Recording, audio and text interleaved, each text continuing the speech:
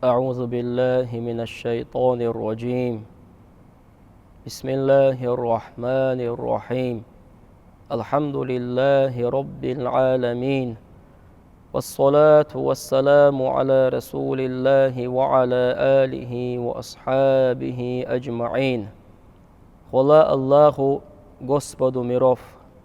Мир и благословение Аллаха нашему Господину, пророку Мухаммаду, саллаллаху алейхи вассалям, его семье и всем его сподвижникам, и тем, кто следует по пути нашего пророка, саллаллаху алейхи вассалям, до судного дня.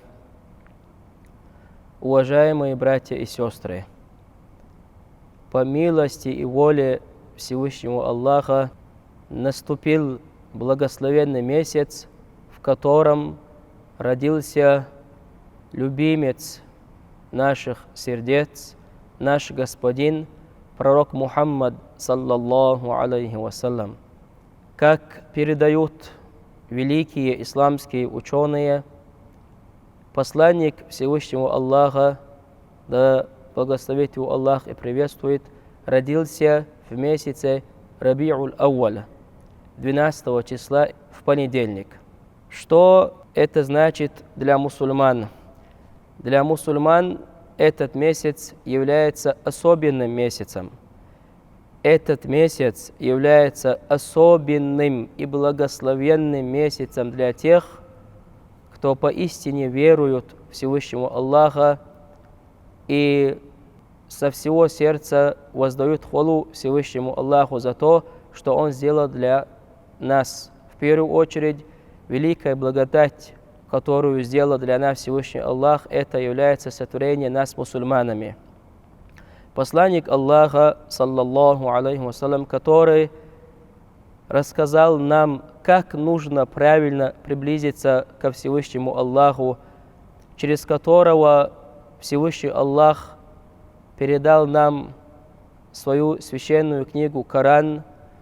Посланник Аллаха, саллаллаху алейхи вассалям, который указал нам по воле и милости Аллаха правильный путь в обеих мирах, родился именно в этом месяце. Любой размышляющий человек, особенности мусульманин, который, как мы подчеркнули ранее, следует правильному пути, понимает, что именно в посланнике Аллаха, саллаллаху алейхи вассалям, есть великое проявление милости Всевышнего Аллаха. Всевышний Аллах говорит в Коране: «Бисмиллахи рахмани рахим, вама арсалнака илля рахматан лил аламин, садакаллаху азим». Мы не спаслали тебя только как милость для миров. Этот аят для думающего, размышляющего человека является поистине великим аятом, и в этом аяте Всевышний Аллах раскрывает для нас истинную цель послания своего посланника. После того, как Всевышний Аллах послал нашего пророка, саллаллаху алейхи вассалям, милосердие постигло каждого, кто живет и на этой земле, и кто живет на небесах. Милосердие по причине послания нашего пророка, саллаллаху алейхи вассалям, постигло не только людей, но и джиннов, ангелов и других всех творений, которых создал Всевышний Аллах.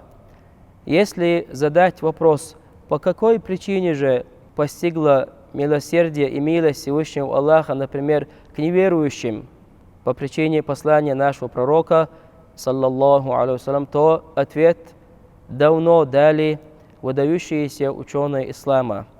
Как мы все знаем и как нам поведал об этом Всевышний Аллах в Коране, все другие посланники и пророки, которых Всевышний Аллах послал для всех людей и для отдельных народов, как только они не уверовали в этого посланника и как только они не веровали Всевышнему Аллаха, Всевышний Аллах сразу же по причине их неверия и невежества их уничтожал.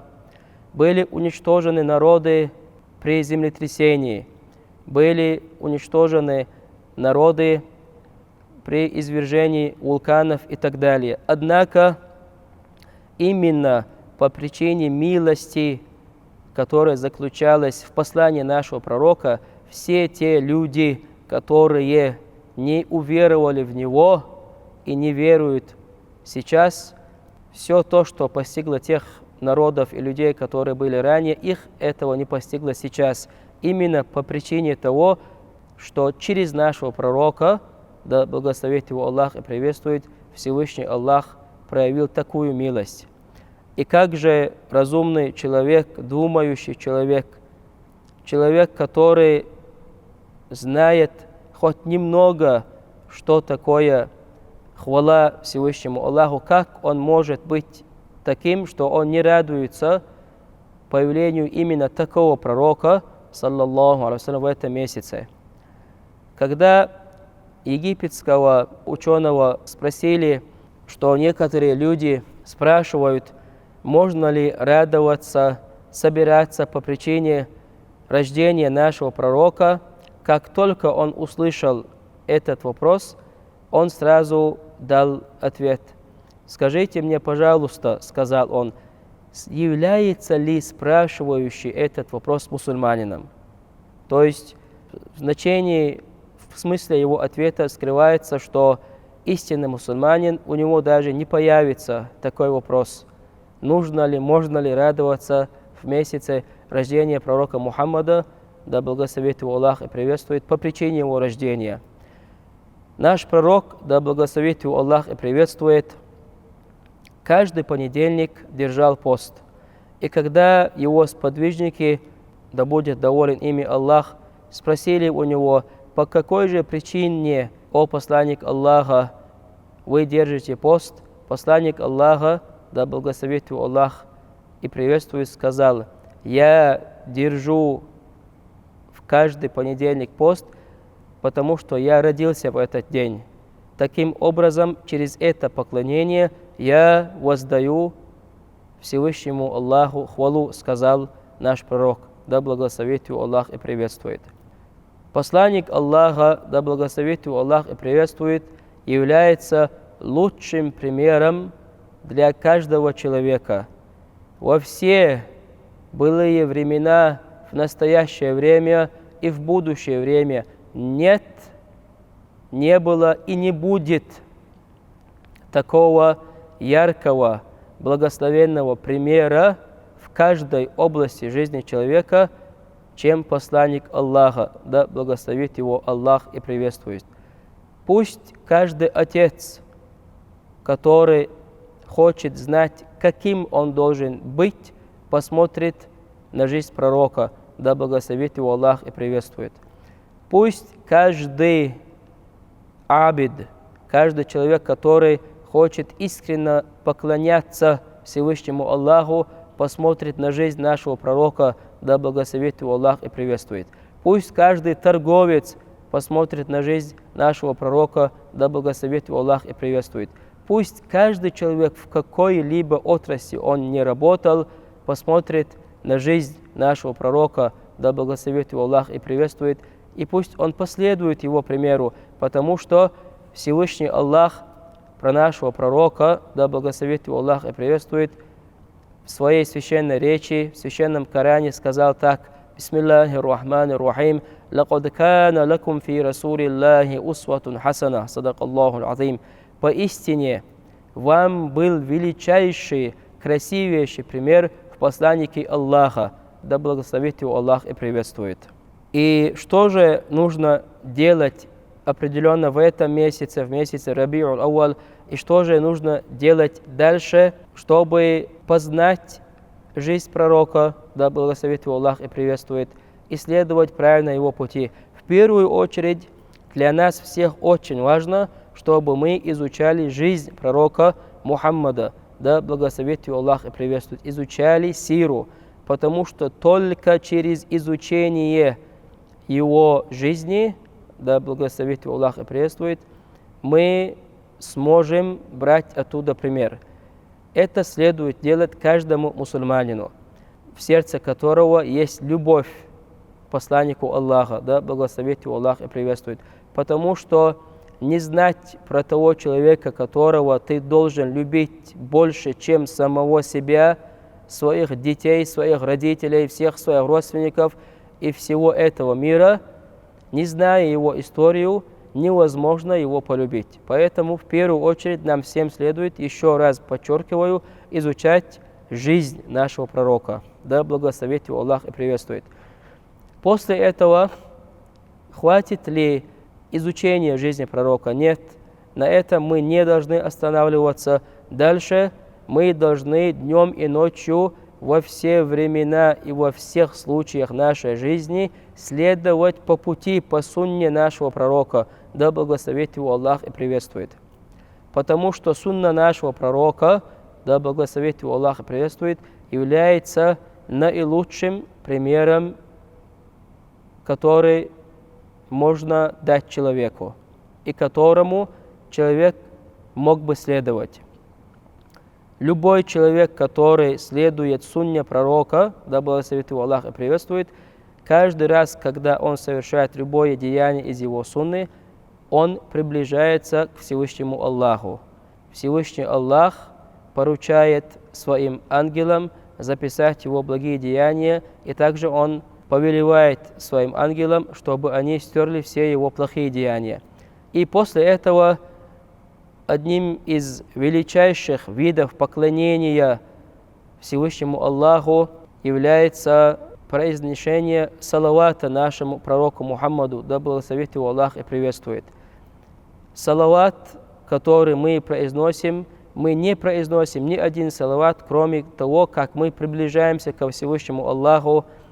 И каждый раз, когда мы просим милость и милосердие и благословение для нашего пророка, да благословит его Аллах и приветствует, Всевышний Аллах проявляет свое величайшее, безграничное благословение в первую очередь по отношению к нам. Не только Всевышний Аллах проявляет свою милость, милосердие и благословение, а также ангелы Всевышнего Аллаха, которые сотворены из света, каждый раз, когда мы произносим салават нашему пророку, да благословит его Аллах и приветствует, просит Всевышнего Аллаха о том, чтобы Всевышний Аллах нас благословил, чтобы Всевышний Аллах проявил свою безграничную милость и милосердие по отношению к нам. Ни один человек не произнесет салават нашему пророку, да благословит его Аллах и приветствует, кроме как его место перед Всевышним Аллахом и его ангелами будет еще больше и еще выше. Всевышний Аллах говорит в Коране: Бисмиллахи рахмани рахим, «Инна Аллаха ва малаикатаху юсаллуна аля набий, я айюхаллазина аману саллу алейхи ва саллиму таслима». Садак Аллаху азим. Поистине Всевышний Аллах благословляет, проявляет милость и милосердие по отношению к своему пророку. Также ангелы Всевышнего Аллаха просят, чтобы Всевышний Аллах проявил милость, милосердие и благословение по отношению к его пророку. О те, которые уверовали, вы тоже просите милость, милосердие и благословение пророку, да благословит его Аллах и приветствует. Так нас призывает, повелевает нам произношение салавата Всевышний Аллах. Пророк Мухаммад, да благословит его Аллах и приветствует, в своем хадисе сказал: «Ни один мусульманин не попросит для меня одного благословения, мира и милости Всевышнего Аллаха, кроме как Всевышний Аллах проявит по отношению к этому мусульманину это благословение, милосердие и милость в 10 раз». То есть каждый раз, когда ты просишь для пророка, саллаллаху алейхи вассалям, один раз, Всевышний Аллах дает тебе в 10 раз больше. Такова милость и повеление Всевышнего Аллаха для всех тех, кто произносит салават пророку. Посланник Аллаха, да благословит его Аллах и приветствует, в своей жизни он прошел через многие испытания. Но эти испытания, которые были даны ему в первую очередь для того, чтобы его место перед Всевышним Аллахом было еще больше, эти испытания, которые были даны ему, чтобы мы, в свою очередь, следовали каждой вещи по отношению к нему, чтобы когда, например, в твой дом постигает горе или радость, каждый должен понять, что он должен делать. И в посланнике Аллаха, как мы сказали ранее, заключается великая милость для всех миров, потому что посланник Аллаха, да благословит его Аллах и приветствует, показал нам, что нужно делать, как ты должен быть, когда в твой дом постигнет по воле Всевышнего Аллаха горе, и каким образом ты должен воздать хвалу Всевышнему Аллаху, когда в твой дом по милости Всевышнего Аллаха постигнет радость и счастье. Как мы сказали ранее, посланник Аллаха, да благословит его Аллах и приветствует, в своей жизни, можно сказать, пережил все. Когда он еще был жив, он похоронил 6 своих детей, он похоронил своих любимых дядей, он также попрощался при своей жизни со своими многими сподвижниками, друзьями, товарищами, которые с первого дня, как только был ниспослан священный Коран, стояли с ним бок о бок и помогали ему во всем. И такой посланник Аллаха, да благословит его Аллах и приветствует, он все свое время уделял искреннему поклонению Всевышнему Аллаху. Посланник Аллаха, да благословит его Аллах и приветствует, в частности, в дополнительных намазах проявлял особое усердие. Его жена Аиша, да будет доволен ею Аллах, как мы знаем, она является женой нашего Господина, да благословит его Аллах и приветствует. Также она является дочерью лучшего из друзей, товарищей, сподвижника нашего пророка, да благословит его Аллах и приветствует, Абу Бакра ас-Сиддика, да будет доволен Аллах им. Аиша как-то раз ночью, когда она увидела выставленного пророком долгой молитвы, проявляя к нему милость, сказала: «О посланник Аллаха, да благословит его Аллах и приветствует, ты являешься наилучшим человеком, который был создан Всевышним Аллахом. В день суда ни один человек и ни одно творение не войдет в рай до тебя. Если Всевышний Аллах так сделал, почему ты усердствуешь так в поклонении? Тебе следовало бы отдохнуть», сказала Аиша, да будет доволен ею Аллах. На что посланник Аллаха, да благословит его Аллах и приветствует, ответил: «Если Всевышний Аллах сделал меня таким приближенным для себя рабом, таким посланником, то мне не подобает отдыхать, мне подобает еще больше поклоняться и воздавать хвалу Всевышнему Аллаху». Таким был наш господин, пророк Мухаммад, да благословит его Аллах и приветствует. И ему равных в мужестве нет и не было, равных ему в милосердии нет и не было, равных ему в высших моральных человеческих качествах никогда не было, на данный момент нет и не будет, сколько бы эта земля не продолжала бы существовать. Посланник Аллаха, да благословит его Аллах и приветствует, как мы сказали ранее, является величайшей милостью ко всем мирам и ко всем созданиям. В заключении еще раз мы призываем всех мусульман, которые твердят и говорят о том, что они любят нашего пророка, чтобы они в первую очередь изучали его жизнеописание, чтобы они следовали его сунне и чтобы они всегда произносили салават пророку.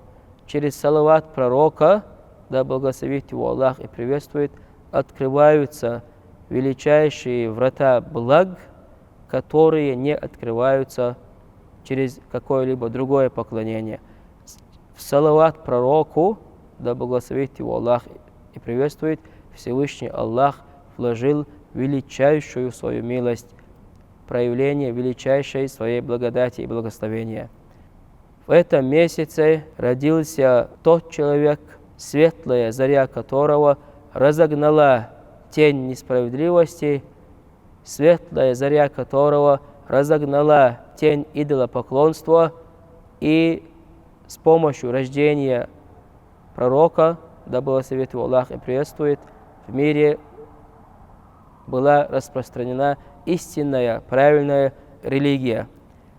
Если бы в этом месяце, в понедельник 12 числа, не был бы рожден пророк, да благословит его Аллах и приветствует, мы бы сейчас не записывали бы эту проповедь, и вы бы никогда не услышали бы эту проповедь. Никогда не было бы такая мечеть, величайшая мечеть, и никогда бы мы не познали истинную и правильную религию Всевышнего Аллаха. Так как же мы не будем радостны и не будем благодарны Всевышнему Аллаху за то, что Он послал нам такого своего посланника?